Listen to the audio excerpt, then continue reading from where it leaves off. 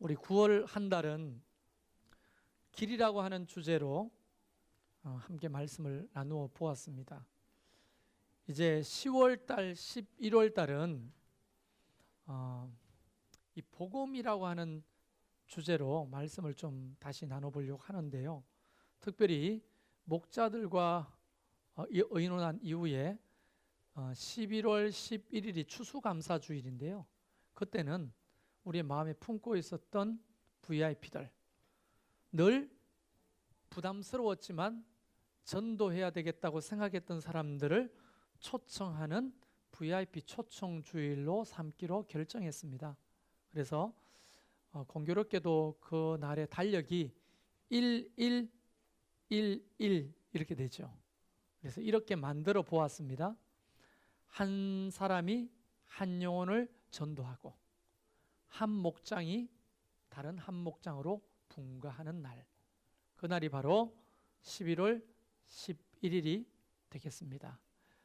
그 날에만 하는 게 아니라 그 다음 주도 우리를 따라 나오는 사람들에게 예수의 복음을 전하는 그런 시간이 되면 좋겠습니다. 원래 봄에 했어야 되는데요. 봄에 안 하고 지나쳤습니다. 그래서 이번 가을에 우리가 좀 전도하는 일에 힘을 쓰려고 하는데 동기가 있어요. 동기가. 어떤 동기냐면 여러분 빈자리가 참 많죠. 민망하죠. 아마 민망하지 않을 수도 있습니다. 어떤 사람에게는. 이 빈자리가 차고 넘치고 앉을 자리가 없게 될 건데 하나님이 그런 역사를 하실 때는 언제나 일하시는 방법이 있어요. 높은 언덕으로 눈 오는 날 올라가는 게 중요한데 그게 힘들어요. 그러나 올라가야 합니다. 그리고 제일 먼저 어떻게 하느냐? 눈을 한 움큼 움켜쥐고 어떻게 해야죠? 꼭꼭 사야 되는 거예요. 이게 뭐가 되느냐면 큰 눈덩이에 코어, 핵이 되는 거예요. 여기에 눈이 붙는 거거든요. 그래서 될 수 있는 대로 눈을 꼭꼭 단단하게 뭉쳐야 하는 겁니다. 이 단단하게 뭉쳐진 이것이 있고서야 이 언덕에서 이것을 굴리기 시작하면 금세 그곳에 눈이 붙어서 눈덩이가 되는 거예요. 하나님의 부흥은 이렇게 언제나 일하시거든요. 그래서 우리 교회에 꼭 붙들린 코어 공동체가 있어야 되는 거예요. 그동안에는 이 꼭꼭 붙들린 사람들은 적고 그냥 엉성하게 붙은 눈덩이 같은 사람들이 많았는데요. 이제 이것이 응축돼서 한 덩어리가 될 때 하나님은 일하기 시작하시는 거예요. 나는 저와 여러분이 이제 그 응축된 코어 덩어리가 되어가고 있다고 믿습니다. 그래서 저는 이 덩어리를 가지고 언덕 위에 올라서 굴려보려고 하는 거예요. 그러면 역사가 시작되는 거예요. 할렐루야. 그렇게 쓰임받기를 원하십니까? 네. 그렇게 쓰임받게 되기를 주의 이름 축원합니다. 네. 힘이 없으면요, 이 꼭꼭 뭉친 게 힘이 없으면요 구르다가 깨지고 붙지도 않아요. 근데 힘들어도 이걸 꼭 눌러야 돼요. 그래야 그것이 언덕을 타고 내려가면서 눈이 붙는 거예요. 우리 교회는 지금 바로 그런 시점에 도달해 있는 겁니다. 그래서 저는 믿음이 생겼어요. 이분들과 하면 되겠다. 남 얘기처럼 들으시는데 나 혼자 지금 백일몽을 꾸는 건 아니죠. 여러분들과 함께 하면 되겠다 싶은 거예요. 하나님이 인류를 구원하시는데 많은 인원이 필요하지 않았습니다. 12명이었어요. 저는 개척하는데도 많은 인원이 필요하지 않았습니다. 12명이었어요. 우리는 지금 12명보다 많잖아요. 그리고 일부 예배도 오늘 또 새로운 분들이 계속 오셨는데요. 여러분이 일부 예배를 안 오니까 일부 예배 상태를 모르는데 일부 예배 계속 새로운 사람이 와요. 지금 일부 예배가 부흥하고 있어요.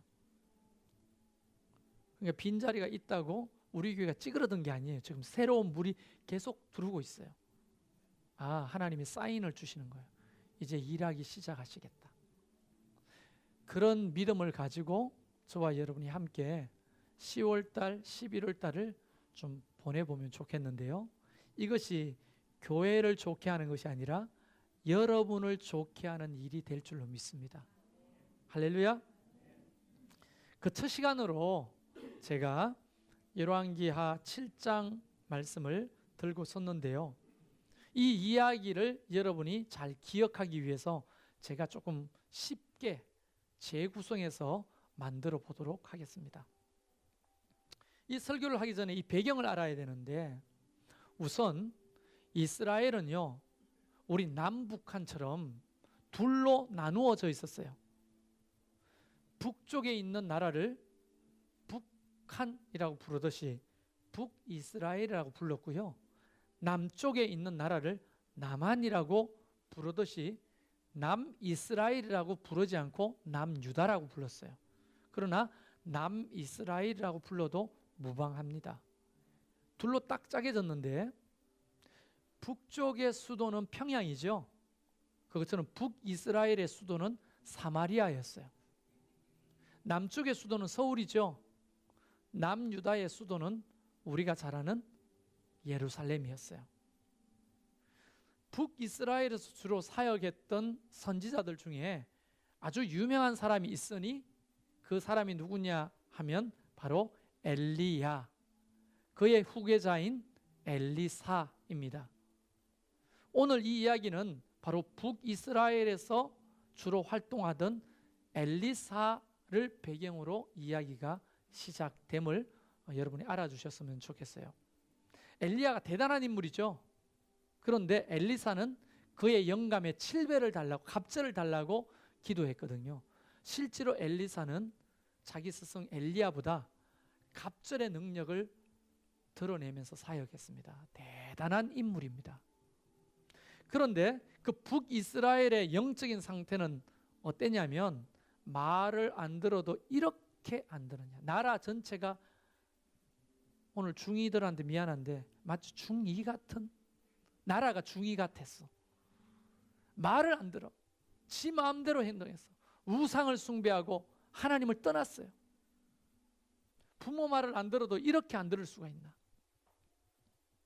그래서 하나님이 이러다가 나라 망가지겠다.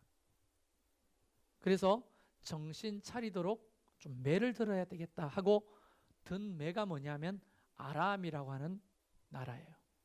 아람 민족을 들어서 이스라엘 민족을 괴롭히면 혹 북이스라엘이 하나님 죄송해요, 하나님 죄송해요, 내가 잘못했어요 하고 하나님을 부르고 회개하고 돌아올 줄 누가 알아요. 그래서 하나님이 아람이라는 군대를 가지고 매로 사용하기 시작한 거예요. 그런데 아람의 왕이었던 이 베나단이라고 하는 사람은 지금 약이 바짝 올라 있는 상태입니다. 왜냐하면 그 북이스라엘에서 활동하던 엘리사를 잡아 죽이려고 군대를 동원했는데도 그 군대로 엘리사 하나를 잡지를 못했어요. 왜냐하면 엘리사를 돕는 분은 누굽니까? 살아계신 하나님이었고 천군 천사가 그들을 돕고 있기 때문에 아무리 많은 군대를 거느리고 이 사람을 찾으려고 해도 찾을 수도 없었고 잡을 수도 없었던 거예요. 번번이 허탕치고 골탕만 먹었습니다. 그래서 이 베나단은 약이 오른 대로 올라서 다시 후퇴를 한 거예요. 씩씩거리면서 시간이 지난 다음에 종도를 불러서 물었어요. 야, 그놈 엘리사가 어디 있다고 하더냐, 사람을 풀어서 알아봐라 했더니 북이스라엘의 수도인 사마리아 성에 있다는 얘기를 듣게 됩니다. 그래서 이 베나단은 있는 대로 다 군사를 끌어모아 가지고 이스라엘을 치고 결국은 수도를 공략하기 위해서 포위망을 좁히게 되는 거예요. 그래서 이 수도인 사마리아는 아람 군대 군인들로 포위를 당하고 말았던 겁니다.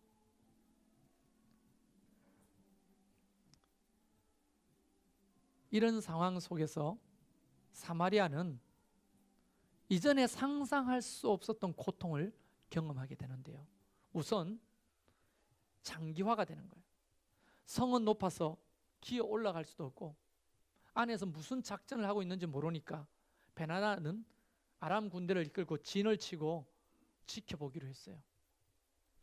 근데 전략을 짰는데 어떤 전략이냐? 굶겨 죽이자. 그리고 우리가 졌어요, 항복합니다 하고 나오도록 전략을 짠 겁니다. 그러면 우리 군도 피해를 최소화하고 손을 대지 않고 코를 푸는 격으로 사마리아를 정복할 수 있다는 생각을 하게 된 거죠. 지새끼 한 마리 들어갔다 나왔다 할 수가 없도록 철통 수비를 하면서 애워싸고 있는 중이었습니다. 처음에는 사마리아 사람들이 견딜만 했어요. 그런데 점점점 양식이 떨어지기 시작하니까 공깃밥 하나에 우리 식당 가면 얼마 주고 사 먹어요? 1,000원이죠. 공깃밥 하나가 10,000원 되기 시작합니다. 10,000원. 돈 없는 사람은 이제 밥을 얻을 수도 구할 수도 없어요. 좀 더 지났더니 양식이 더 떨어집니다. 공깃밥 하나에 50,000원씩 하는 거예요. 여러분 공깃밥 하나 50,000원이면 사 먹어요, 안 사 먹어요? 근데 배고파 죽는데 안 사 먹어요? 먹을 게 없는데? 그리고 어디까지 가느냐 하면 사람들이 사람을 잡아먹기 시작하는 거예요. 먹을 것이 없어가지고. 근데 그냥 사람이 아니고 이렇게 29절은 말을 합니다. 6장 29절에 우리가 드디어 내 아들을 삶아 먹었더니 이튿날엔 내가 그 여인에게 이르되 네 아들을 내어놓아라. 우리가 먹으리라. 더 이상 먹을 것이 없으니까 아이들을 잡아먹기 시작하는 거예요. 여러분 이런 끔찍한 일을 어디에서 본 적이 있어요? 영화 속에서도 없을 거예요. 근데 그 사마리아는 나가면 죽고 안에서는 양식이 떨어서 아이를 잡아먹기 시작했는데 그때 당시에 사람들의 의식 때문이에요.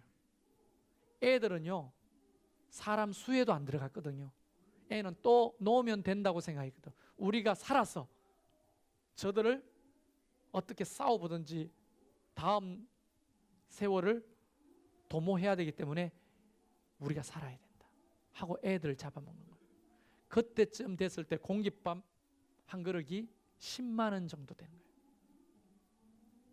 돈 많은 사람들은 공깃밥을 한 공기에 10만 원씩 팔게 되는 거예요. 그래도 먹고 살려면 이 공깃밥 한 공기를 10만 원 주고 사 먹어야 되는 거예요. 안 그러면 애를 잡아먹어야 돼요.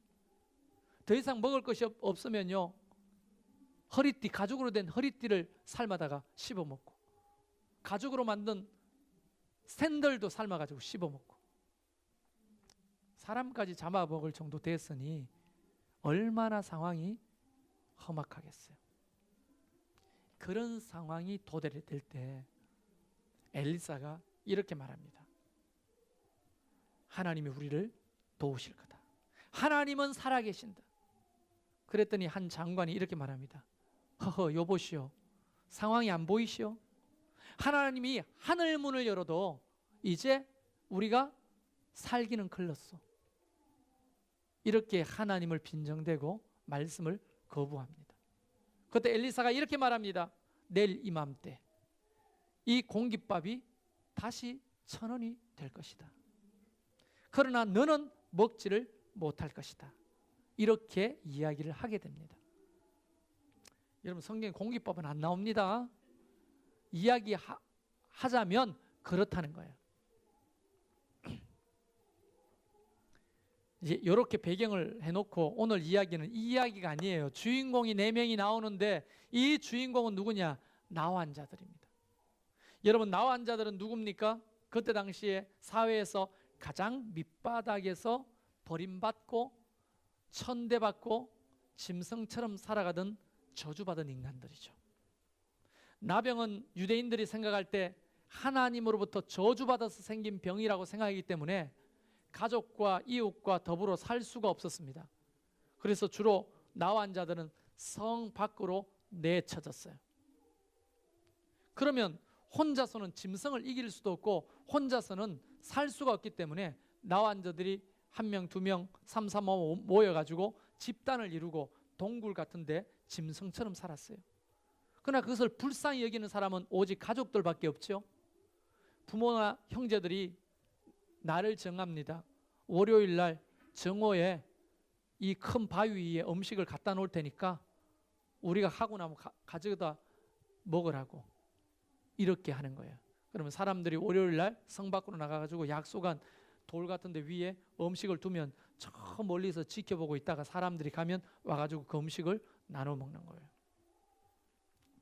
물론 사냥도 하면서 살았겠지만 그게 쉬운 게 아닙니다. 그 몸으로 손가락 마디마디가 끊어지고 눈에 진물이 나고 코가 문드러지고 귀가 떨어져 나가는데 어떻게 그 몸으로 사냥을 하겠어요? 그러니까 사람들이 공급해 주는 음식이 아니면 먹고 살 수가 없는 그런 거예요. 멀찌감치해서 부모의 얼굴을 보고 멀찌감치해서 가족의 얼굴을 보는 게 다였습니다. 이 나환자들이 아람 진들이 오니까 도망온 거예요. 어디로? 성 안으로. 자기도 이 이스라엘 백성인데 병 걸렸으나 이스라엘 백성이잖아요.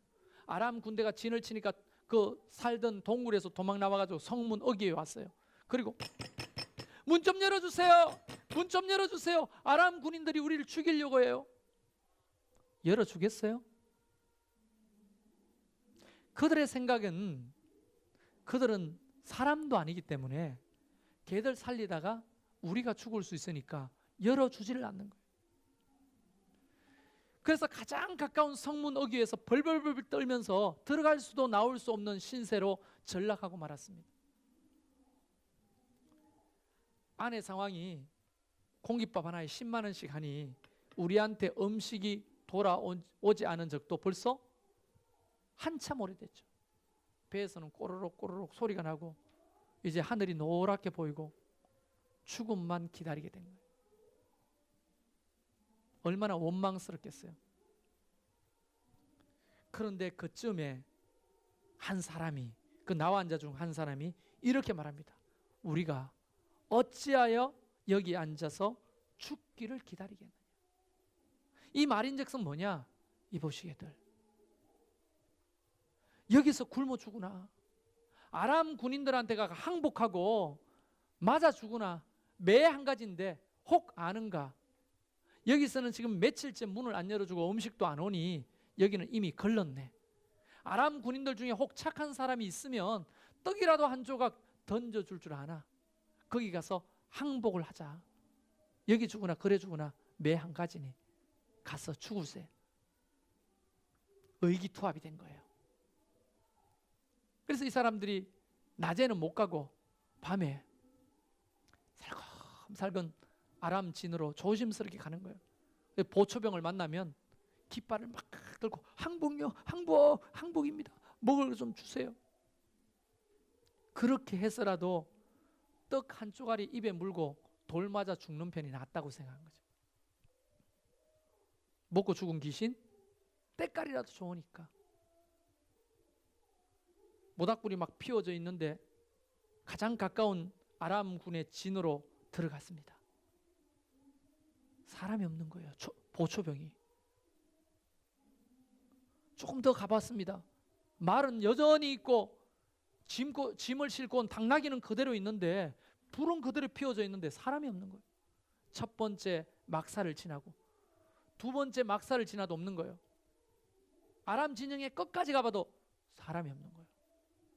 마지막 막사의 천막을 확 열어보니까 김이 모락모락 나는 음식들이 천지백깔인 거야. 그래 들어가가지고 막 흑업지고 일단 먹고 보자. 맞아 죽어도 먹고 보자. 막 그걸 뜯어먹는 거야. 이게 무슨 일이 일어난 겁니까? 배가 터지도록 먹고 그제야 정신이 뻗쩍 드는 거예요. 야, 이거 어떻게 된 거야? 아람 군인들이 어디 간 거야? 그리고 이것저것 돌아다니는데 사람은 한 사람도 없는 거예요. 그래가 금부치, 은부치, 옷가지들 끄집어 나와가지고 자기만 아는 동굴 같은데 묵었던 동굴 같은데 숨겨놓고 또 오는 거예요. 또 숨겨놓고. 이제 이 사람들의 삶은 땡 잡은 걸까요? 한참을 배불리 먹고 있는데 아직 목구멍에 음식이 채 넘어가지도 않은 상태에서 한 사람이 갑자기 입에 음식을 가득 물고 이렇게 이야기하는 거예요. 우리가 이렇게 해서는 안 될 것 같네. 아직 입에 음식이 가득한데 이렇게 해서는 안 될 것 같네. 먹다 말고 다른 나와 앉아들이 보면서 무슨 말인가? 자기가 들은 게 있잖아요. 지금 사마리아 성 안에는 어떤 일이 벌어집니까? 오늘은 내 아이, 내일은 너 집 아이를 잡아먹자고 하고 너무나 고통 가운데 있는데, 비록 우리에게 성문을 열어주지 않고 음식을 주지 않았지만 이 소식을 우리만 알고 있다는 것은 너무나 천벌받을 일이라는 것을 자각하게 되는 거예요. 여러분, 하나님이 그들의 마음의 양심을 터치하시는 거예요. 할렐루야. 자, 그래서 이들은 이렇게 말합니다. 오늘날 이 아름다운 소식이 있는 날인데 이것을 침묵하고 있다면 우리가 아마 천벌받아 죽을 거네. 우리도 좋고 저 사마리아 성 사람들도 좋을 수 있는 방법이 뭐가 있을까요? 그 사람도 살리고 나도 살리는 방법이 뭐가 있을까요? 거기에 누가 있습니까? 미우나 고우나 내 낳아준 부모님이 있고 내 형제가 있고 혹 내 아내나 내 자녀들이 있을 수도 있잖아요. 다음 날 아침까지 기다리면 혹 오늘 밤에 내 아이가 잡아먹힐 수도 있잖아요. 날이 밝기까지 우리가 침묵한다면 하나님이 우리에게 벌을 주실 거네. 이런 생각을 가졌다는 게 기적인 거예요. 여러분 같으면 어떡할 거예요? 눈앞에 펼쳐진 광경을 보세요. 몇 날 며칠을 굶었습니다. 근데 거기에 검은 보화가 가득하고 식료품이 가득하고 추위에 널뜨렀는데 옷가지가 가득해요. 여러분, 이걸 가져봤자 나와 한 자들은 나와 한 자인 뿐인 겁니다. 갖다 팔 데도 없고요.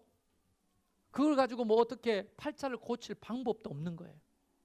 딱 그들이 먹고 따뜻함을 유지할 정도만 자기가 소유할 수 있지 나머지는 가져봐도 팔자를 고칠 수 있는 도구들이 아닌 거예요. 이게. 그럼 나도 좋고 우리 가족도 살리고 저 성 안의 사람들도 살리려면 이 소식을 전해야 되겠다라고 생각하는 거예요. 만약 전하지 않으면 어떻게 된다고요? 우리에게 침묵하도다. 만일 밝은 아침까지 기다리면 벌이 우리에게 미칠지니. 이게요, 이 나환 자들이 이야기한 게 아니고 하나님이 바울을 통해 우리에게 얘기하신 것이, 시간은 벌써 수백 년의 차이가 나지만 그대로예요. 자, 이렇게 고린도전서 9장 16절은 말합니다. 만일 복음을, 이 복음은 뭐예요? 기쁨의 소식이죠. 아름다운 소식. 이 복음을 전하지 아니하면 내게 화가 있을 것이로다. 이게 하나님의 말씀이에요. 사람이 예수를 그리스도를 알지 못하고 죽었어요. 근데 하나님이 무서운 얘기를 하죠. 어떻게 해요? 그 핏값을 내가 먼저 믿은 너희에게 어떻게 해요? 물을 것이다. 무서운 말씀이지만 어떤 의미에서는요, 누군가가 이 말씀을 듣고 양심의 가책을 느끼고 그들은 밤이 새기 전에 이 소식을 전했기 때문에 저와 여러분이 있는 거 아니겠어요? 일부 예배 때도 이야기를 했는데요. 한번 생각해 보세요. 여러분, 누군가에게 이 소식을 전하는 게 본전 생각나는 일은 아니죠. 전했다고 해서 내 먹을 것이 없어지는 게 아니에요. 이미 그들은 내 먹을 양식, 내 입을 옷, 내가 혹 사용할 은금을 자기들만 아는 곳에 다 묻어두고 숨겨뒀어요. 그렇기 때문에 사람들이 나와 이 모든 양식을 다 가져간다 할지라도 일단 내 몫은 있는 것입니다. 나머지는요, 있어도 내가 사용하지 못하는 것들이에요. 그래도 나한테 한 행동을 보면 얄미워서라도 전하고 싶지 않죠. 그렇게 두들기면서 살려달라고 애원했는데 문지기는 문 한 문 열어준 적이 없고, 자기들도 배고프면 우리도 배고플 줄 아는데 떡 한 조각 던져준 적이 없는 그 사람들에게 이 소식을 전할 이유가 뭐가 있어요? 안전해도 무방한 것처럼 보이죠. 그런데 이런 마음을 그들이 생각했다는 것은요, 기적인 거죠. 하나님의 은혜인 거죠. 나는 저와 여러분이 이런 마음이 들기를 바라요. 우리가 해봅시다 한다고 되는 건 아니고요. 하나님이 이런 마음을 들게 하셔야 되는 거예요. 우리 이수경 목사에게 복음을 전한 사람은 얼마나 두려웠겠어요. 아니, 이수경 목사 무서워서 두려웠다는 게 아니고, 목사님이 이런 설교를 할 때 그렇구나, 복음을 전해야 되겠구나 떠올려 봤더니 이수경 친구가 생각나는 거예요. 그런데 이수경 씨 말빨이 보통 말빨이 아니에요. 내가 무슨 말을 하면 아마 나를 제압할 거야. 혹시 나를 미친년이라고 할지도 몰라. 나는 입이 둔하고 무슨 말을 해야 될지 모르는데 어떻게 전할까. 근데 목사님은 이런 설교를 통해 자꾸만 전도하라고 하는데 마음속에 이 나와 앉아들이 먹었던 마음이 들기 시작하는 거예요. 그래, 이수경 씨한테 내가 복음을 전해야 되겠다. 그들이 얼마나 기도했을까요? 하나님, 두렵고 떨려. 만나러 가려는데 무슨 말부터 해야 될지 모르겠어요. 성령님 도와주세요. 하나님, 이수경 씨가 무서워요. 그런데 그는 용기를 가지고 왔던 거 아니겠어요? 그래서 무슨 말을 멋지게 했겠어요? 야, 너도 교회 한번 나와봐. 너무 좋아. 예수님 한번 믿어봐. 너무 좋아. 근데 별말 아닌데 그 말이 그 마음속에 씨앗처럼 심기게 되고, 그때는 당장 안 따라 나와도 시간이 지나면 그게 싹이 나고 꽃이 피면서 삶 속에 힘들고 어려움이 생기면 나도 교회 나가서 하나님 믿어볼까? 라는 생각이 드는 거예요. 그래서 아무개한테, 아무개야, 나도 교회 한번 따라 나가볼까? 그래 하고 따라 나왔는데 이 사람이 목자가 될지 누가 알았겠어요? 만약 그 사람이 그런 마음을 먹지 않고 쪽팔리고 두렵고 부담스러운 이 놀라운 소식을 전하지 않았다면 이런 역사는, 하모니 목장은 있을 수도 없는 거죠. 여러분, 이 마음은요, 기적을 만드는 씨앗이 되는 거예요. 별 것도 아닌데 이 마음을 묵으면요, 기적이 일어납니다. 그래서 이들이 날이 새기 전에 성어기로 갔어요. 먹다 말고 아마 손에 들고 갔을 거, 먹으면서. 문지기님, 제 얘기를 들어보세요. 시끄러. 왜 큰 소리를 치고 그래? 아람 군병들이 듣는단 말이야. 그게 아니라 내 얘기를 좀 들어보세요. 야, 조용하라고. 무슨 말이 돼? 있었던 이야기를 줄줄줄 하기 시작합니다. 아마 이 문지기는 미친 놈들이 짓거리는 그냥 개뺐다고 소리 같은 얘기를 들었을 거예요. 그런데 이 문지기는 너무 확신에 차서 이야기하는 그 나와 앉아들의 소리를 듣고 왕궁으로 쫓아갑니다. 왕에게 이 사실을 보고하는 거예요.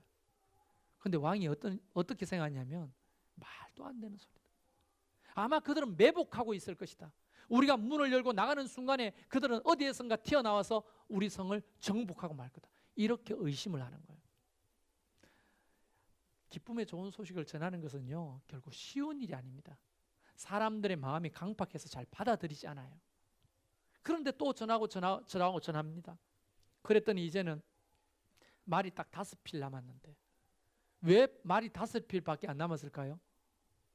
다 애도 잡아먹는 상황에 군용 말이란들, 그게 애보다 귀하겠어요. 다 잡아먹고 5마리 남아. 그 중에 2마리를 빼다가 병거를 붙여가지고 군인들로 정탐을 보냈는데 진짜 아무도 없는 거예요. 어떻게 된 일입니까? 지난 밤에 하나님이 이런 역사를 만들었죠. 갑자기 아람 군인들이 식사를 막 하고 있는데 막 이제 성문은 끄떡도 안 하고 있으니까 쳐들어오지도 않고 활도 쏘거나 이런 거 없으니까 그냥 먹고 노는 거예요. 그런데 갑자기 어디선가 말 밥국 소리와 병거 소리가 들리는데 그 규모가 어마어마한 거예요. 자기들은 10만 대군인데 저쪽에는 100만 대군이 오는 소리가 들리는 거예요. 누군가가 이렇게 착각하고 말하기 시작합니다. 애굽의 군대다. 이 병거 소리는 애굽의 병거 소리다. 이스라엘의 왕이 돈을 줘가지고 해사람이 누구냐면 그때 당시에 주로 용병으로 쓰임받았던 특공대들이에요. 해사람들과 애굽의 왕들에게 돈을 줘서 군대를 보냈다. 우리를 잡아 죽이려고. 여러분, 아람하고 애굽은요, 잽이 안 되는 나라예요. 뭐라고요? 홍콩하고 중국하고 차이 정도. 홍콩하고 중국하고 싸우면 누가 이기겠어요? 그렇죠. 아람은요 민족이고 애굽은요 대국이었어요. 애굽에 군대가 온다. 그들이 살아남으려면 방법은 하나밖에. 뭐요? 우리 잘 아는 구원법 있잖아요. 36개. 36개를 사용해야 되는 거예요. 모두가 다 혼비백산에서 먹던 걸 그대로 두고 모든 짐을 들고 모든 군장을 그대로 두고 몸만 그냥 급하게 도망간 거예요. 하나님이 그들에게 역사하신 거예요. 이 소식을 왕에게 전했더니 너무 놀라운 거예요. 와, 하나님이 행하셨구나. 성문을 열었습니다. 그때 기억나십니까? 엘리사가 이야기할 때 한 장관이 이렇게 했잖아요.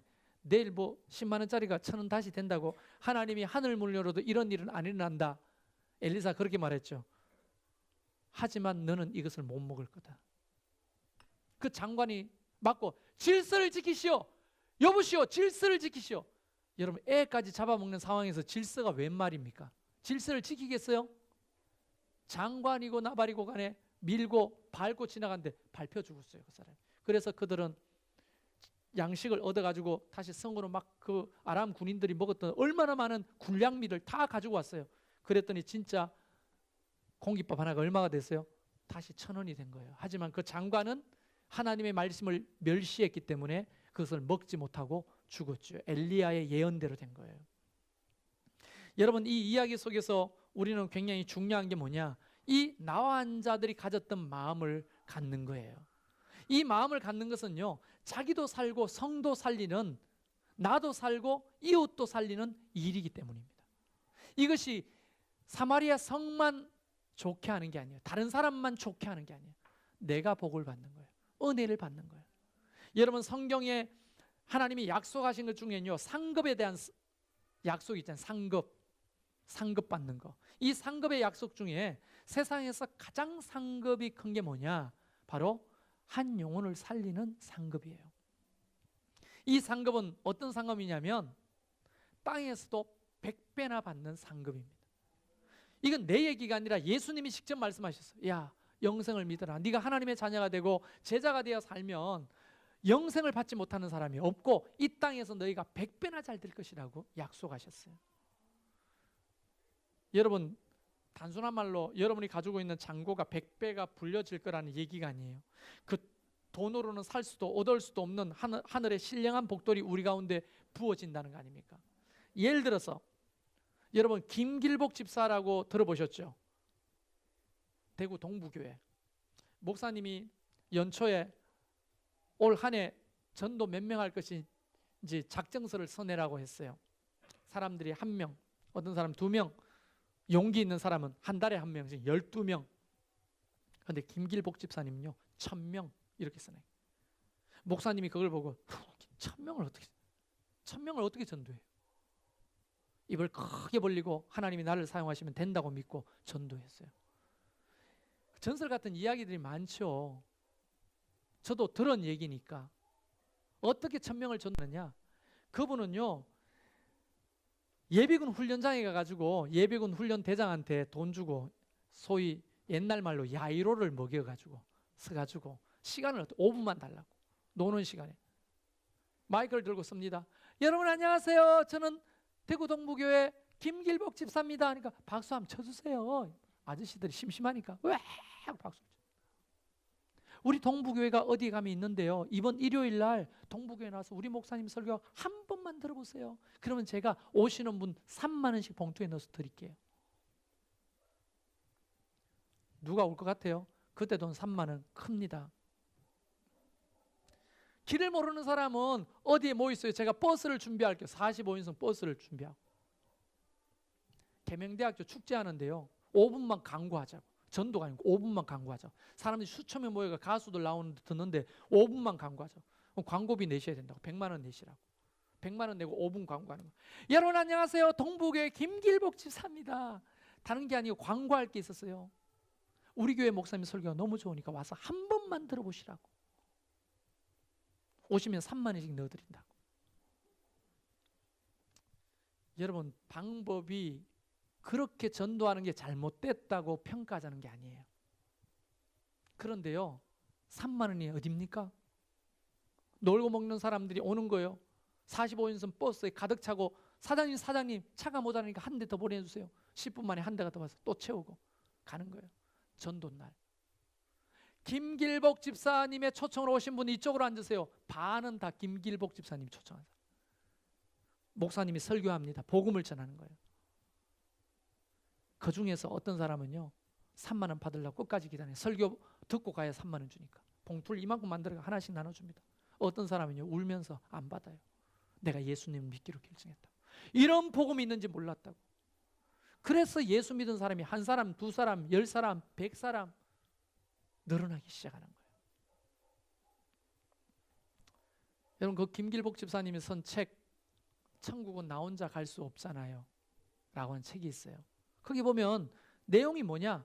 남도 살리고 나도 살리는 전도, 이런 것들이 내용이에요. 남도 살리고 나도 살리는, 이 나와 환자들이 가지고 있던 마음이잖아요. 남도 살리고 나도 살릴 수 있는 것은 이 아름다운 소식을 전하는 것이다. 할렐루야. 그럴 때 하나님의 역사가 임하는 거예요. 저는 이 나와 환자들이 이 아름다운 소식을 전하고자 했을 때 그 마음을 하나님이 부어주신 생각이라고 믿습니다. 자기들이 착해서 양심이 뭐 올바라서 그랬다기보다도 하나님이 부여하신 마음이라. 나는 오늘 저와 여러분의 마음 가운데 이 나와 환자들이 가졌던 마음이 부어지기를 바랍니다. 내가 입 다물고 있으면 아무 일도 일어나지 않지만 내가 입을 열기 시작하면 이 아름다운 소식은 수많은 영혼을 살리고 나도 살리는 일이 되겠구나. 비록 쪽팔리고 부담스럽고 힘들지만 어떻게 가서 말해야 될지 모르겠지만 누군가가 우리에게 전도했을 때도 그 사람도 똑같은 우리의 마음이었을 거 아니에요. 그런데 그들은 그 쪽팔리고 부담스럽고 힘든 것을 극복하고 우리에게 왔을 거 아닙니까? 그리고 조심스럽게 교회 한번 가보자고 예수 한번 믿어보자고 얘기했을 거 아니에요. 그런데 우리가 하나님의 자녀가 됐잖아요. 우리가 구원받은 백성이 됐잖아요. 이 얼마나 놀라운 기적의 역사입니까? 그도 살고 우리도 살게 된 거잖아요.